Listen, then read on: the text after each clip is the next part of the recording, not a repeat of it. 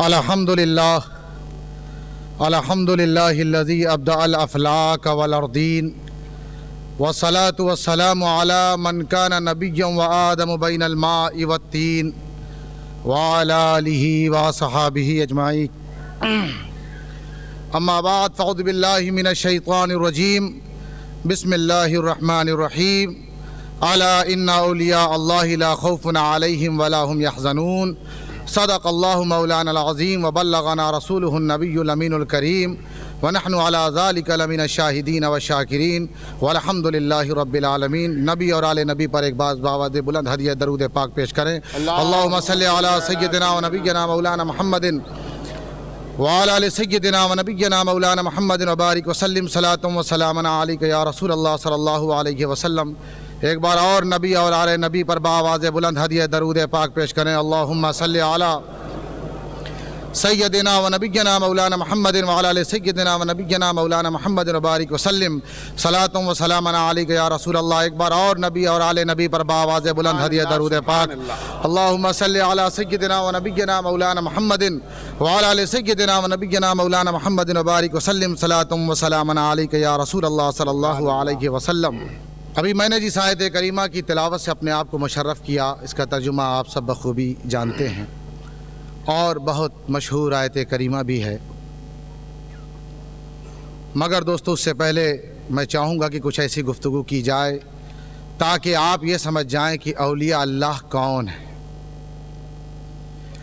ایک ہے روح، سبحان اللہ، کیا بات ہے، اور ایک ہے روحانیت، کیا بات ہے، سبحان اللہ۔ شکم مادر میں پہلے مادہ، پھر اس کے بعد خون، پھر اس کے بعد یہ آنکھ، یہ کان، یہ ناک، یہ ہاتھ، یہ پیر، یہ جسم۔ اب آپ دیکھیں کہ جب معرض وجود میں انسان آیا اور آنے کے بعد جب تک اس کے جسم میں روح ہے اس وقت تک کی کیفیت یہ ہے کہ اگر اس کی آنکھ میں کوئی ذرہ بھی پڑ جائے تو اتنی حساس ہوتی ہے اس کی آنکھ کہ مستقل پانی گرے گا، آنسو گریں گے۔ اگر اس کے جسم میں کوئی ہلکی سی چبھن بھی آ جائے تو ایسی صورت میں وہ درد اور اضطراب کے مارے آواز اٹھائے گا، آواز نکالے گا ایک اضطراری کیفیت میں۔ تو پتہ یہ چلا کہ جب اس کو ایسی صورت میں جب آپ اس کی آنکھ میں جب ذرہ پڑ گیا تو تکلیف ہو رہی، مگر ایک بات میں کہوں گا، ایک وقت ایسا بھی آتا ہے کہ جب اس کے جسم سے روح نکال لی جائے، وہی آنکھ جس سے آنسو گر رہی تھی اسے آپ کوٹ کر کے رکھ دیجئے، اس کے باوجود بھی اس کی زبان سے ایک آہ کی آواز بھی نہیں نکلے گی۔ تو سمجھ میں بات آئی کہ جب تک جسم میں روح ہے اس وقت تک جسم باکار، اور جیسے ہی روح نکلی جسم بیکار۔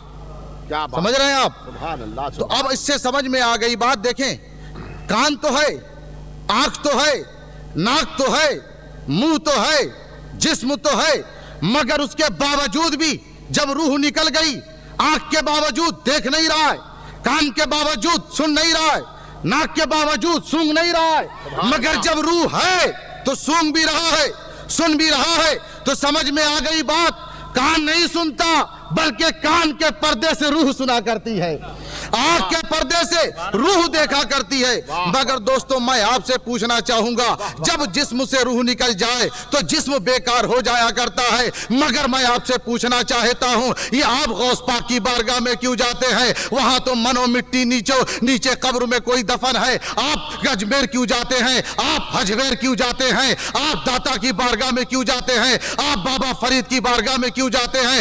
آپ نظام الدین اولیاء کی بارگاہ میں کیوں جاتے ہیں؟ میں آپ سے پوچھتا ہوں، آج آپ اکٹھا ہوئے ہیں، اعلان ہوا مخدوم اشرف کا عرس ہے، آپ چلے آئے، حضرت خواجہ وجیہ الدین علوی کا عرس ہے، آپ چلے آئے، امام احمد رضا کا عرس ہے، آپ چلے آئے۔ میں آپ سے پوچھتا ہوں، کوئی برمنگھم سے چلا آ رہا ہے، کوئی لندن سے چلا آ رہا ہے، کوئی لیسٹر سے چلا آ رہا ہے، کوئی کہیں سے چلا آ رہا ہے، یہ آنے والے کون ہیں اور جہاں جا رہے ہیں وہاں کیا ہے؟ تو سمجھ میں آ گئی بات، آنے والے وہ ہیں جسے روح کہا جاتا ہے، اور جہاں وہاں رہے ہیں جہاں روحانیت کی جلوہ گری ہے۔ واہ واہ واہ واہ، سبحان اللہ، واہ वाह वाह वाह सुभान अल्लाह हज़रत सुभान अल्लाह वाह वाह वाह वाह वाह वाह वाह वाह।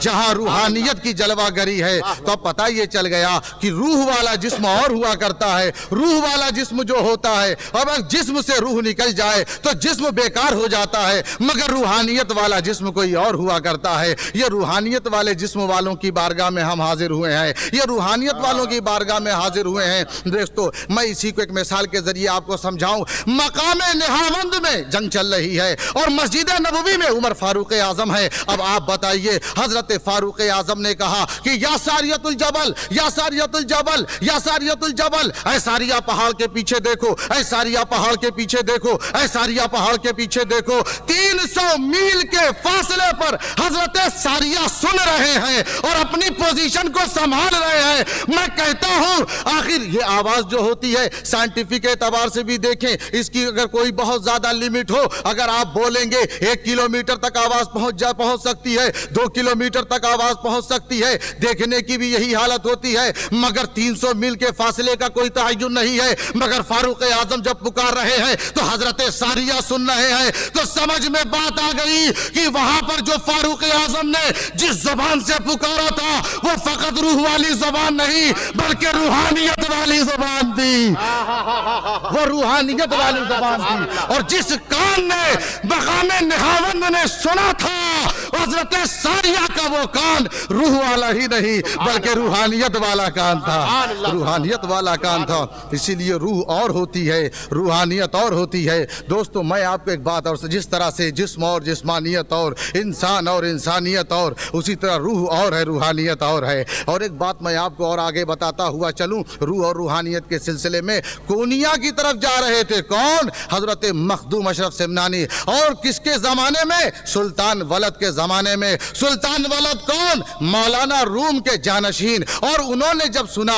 कि मखदूम अशरफ हमारी बारगाह में आ रहे हैं तो उन्होंने सजावट करवाई, डेकोरेशन करवाया, एहतमाम करवाया। तो कोनिया के उलमा जलने लगे कि आखिर ये किसका ऐसा एहतमाम किया जा रहा है? सुल्तान वलद मौलाना रूम के जानशीन आखिर ऐसा क्यों कर रहे हैं? तो ऐसी सूरत में उन्होंने सोचा, अब जब अशरफ आएंगे तो हम सवाल करेंगे, हम एतराजात करेंगे, हम उनसे एक पे एतराजात करते चले जाएंगे। अब जब मखदूम सिमनानी तशरीफ लाए, उलमा की भीड़ आ गई कि अब सवाल करना है। तो उन्होंने अपनी आंखों से, जब उलमा ने अपनी निगाह को उठाया कि देखा जमीन से लेके आसमान तक अशरफ नजर आ रहे हैं, और शिमाल में देखा तो शिमाल के कोने तक मखदूम अशरफ नजर आ रहे हैं, जुनूब में देखा तो जुनूब तक मखदूम अशरफ नजर आ रहे हैं, गर्ज के हर तरफ उन्हें मखदूम अशरफ नजर आने लगे।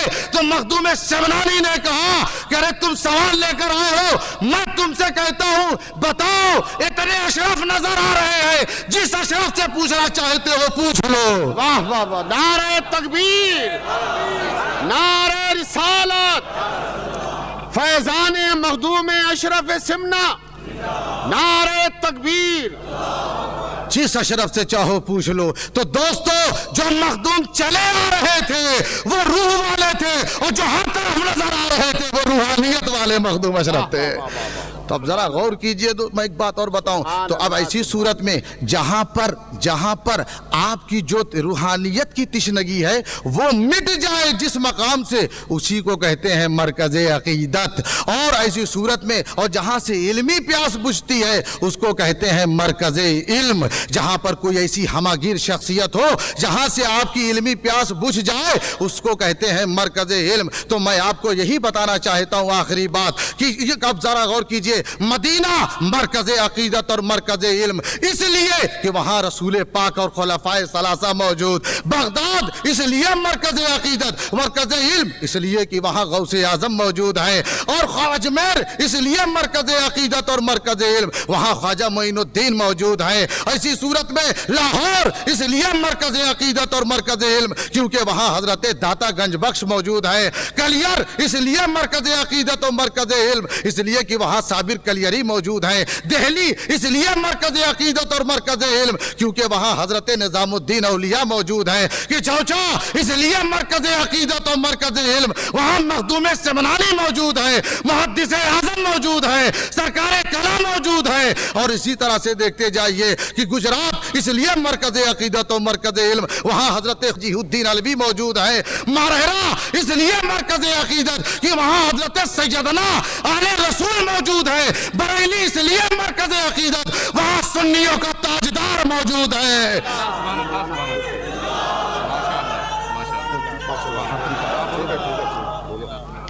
تو اب ذرا غور کیجئے. تو اب ایسی صورت میں مگر دوستو جس بات کی طرف میں توجہ لے جانا چاہتا ہوں, مرکز عقیدت قیامت تک بدلتا نہیں ہے. مرکز عقیدت جو ایک بار ہو گیا قیامت تک نہیں بدل سکتا, مگر مرکز علم بدلتا رہتا ہے. آج کل یار مرکز علم نہیں ہے اس لیے کہ وہاں علماء موجود نہیں ہے. اسی طرح کسی زمانے میں بدایوں مرکز علم تھا لیکن آج نہیں ہے. خیرآباد مرکز علم تھا آج نہیں ہے. اسی طرح پھلواری شریف مرکز علم تھا آج نہیں ہے. اسی طرح سے آپ دیکھتے جائیں رامپور مرکز علم تھا آج نہیں ہے. لیکن کی چھاؤ 700 برس سے مرکز عقیدت تو ہے اس لیے کہ وہاں مخدوم سمنانی موجود ہے, اور مرکز علم آج بھی ہے اس لیے کہ شیخ الاسلام موجود ہے. واہ واہ واہ سبحان اللہ. نعرہ تکبیر, نعرہ رسالت, سبحان اللہ سبحان اللہ. واہ واہ واہ واہ سبحان اللہ. زندہ آباد. تو یہ ہے مرکز عقیدت اور مرکز علم کی تعریف. مگر دوستو تو روح اور روحانیت کا جب مجموعہ ہو جائے تو وہاں ولایت نمودار ہوا کرتی ہے. الا ان اولیاء اللہ لا خوف علیہم ولا هم یحزنون. اللہ کے ولیوں کو نہ کوئی خوف ہے نہ کوئی ڈر ہے. یہ روحانیت والے ہوتے ہیں جو کسی سے ڈرا نہیں کرتے. وما علینا الا البلاغ.